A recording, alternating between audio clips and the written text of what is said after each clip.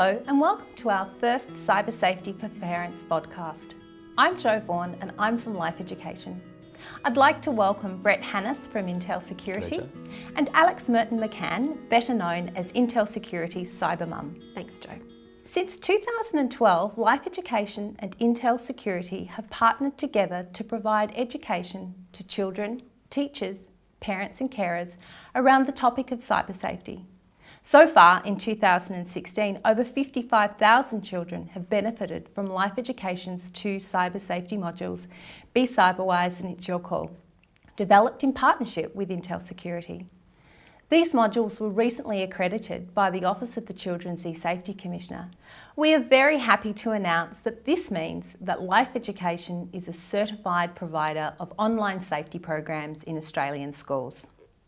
So Brett, with this ever-changing online world, keeping our families safe is a real concern for parents.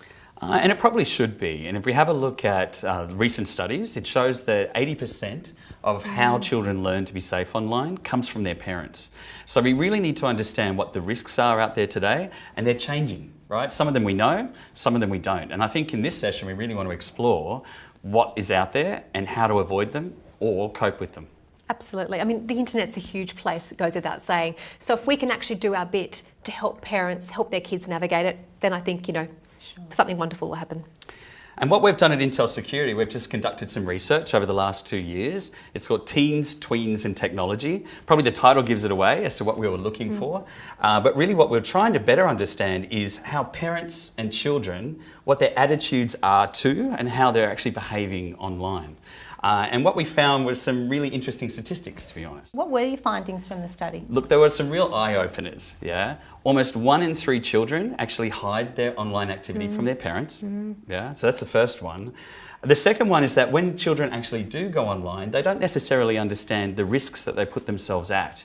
So almost 40% of them give the name of their school, 25% of them give their email address, and almost 15% of them give their date of birth.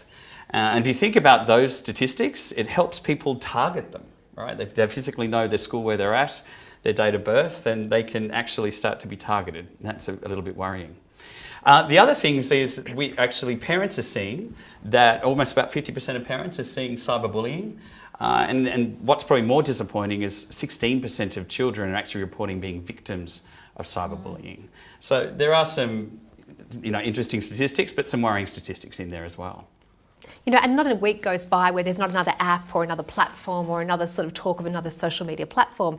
And obviously the more apps and the more platforms, the increased to the risk. Absolutely. And it's not just apps that we download, it's new things that we buy. I think Barbie now goes online. Absolutely. Right? Drones are out there. Fitbits, Yeah, all of that stuff. And I think what we have to do is just, as parents, be very aware as to what potential risks these can expose children to.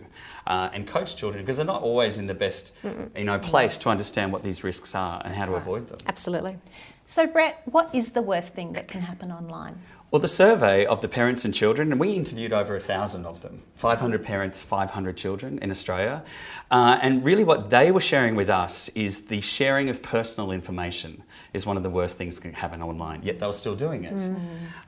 The other thing that was a little bit worrying was around 11% of children admitted to having met a stranger that they met for the first time online. Yeah. They also, around about 35% of children are creating fake social media profiles. And the reasons vary. Some of them just want to represent someone that they're not, in other words, pretend to be someone else. The other thing is that they're just trying to hide things that they know that their parents and teachers won't actually like them doing. Sure. So the statistics are showing various things out of there. The other thing that is concerning parents and children is just cyberbullying. And I mentioned that before, either witnessing it or being a victim of it themselves. So it's a really exciting time for kids out there, and we need to remember that. Absolutely. Right? And I don't think parents should really stop them enjoying these sorts of things. But what we see is, although 88% of parents today say that they know what their children are doing online, 1/3 of children are saying that they hide their activity from their parents. There was also a trend in this study that we conducted from last year to this year where the amount of parents who know what their children are doing online is coming down.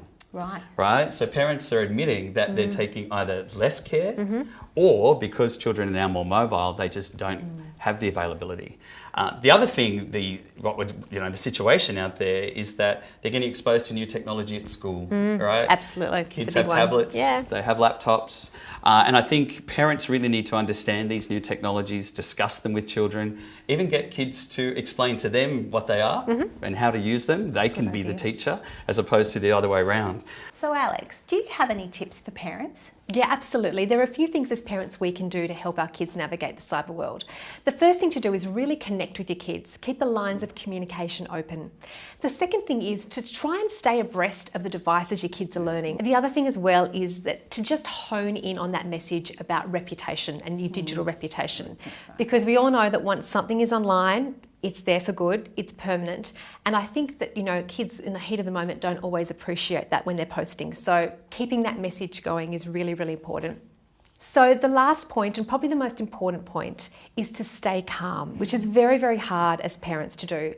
So when your child comes to you with a problem online, please take a deep breath and don't start demonising the internet. Don't start saying, we're going to turn it off, there's no more of it. Because I can assure you that if you do that, you will never hear about a problem again. So make sure when you're speaking about anything to do with technology, you do so in a calm and collected tone. Great, that's good advice. So obviously kids learn about cyber safety and technology at school, but clearly parents have a really important role to play in terms of helping their children navigate their way around the digital world and to become responsible digital citizens. So let's take a look at a summary from one of the animations we use in our cyber safety modules to teach children about being responsible digital citizens and how things shared using technology have the potential to be spread widely at the touch of a button. Oh no! I sat in a puddle! Does it look bad? Yep, it's bad. Please don't send it! Oops, I just did.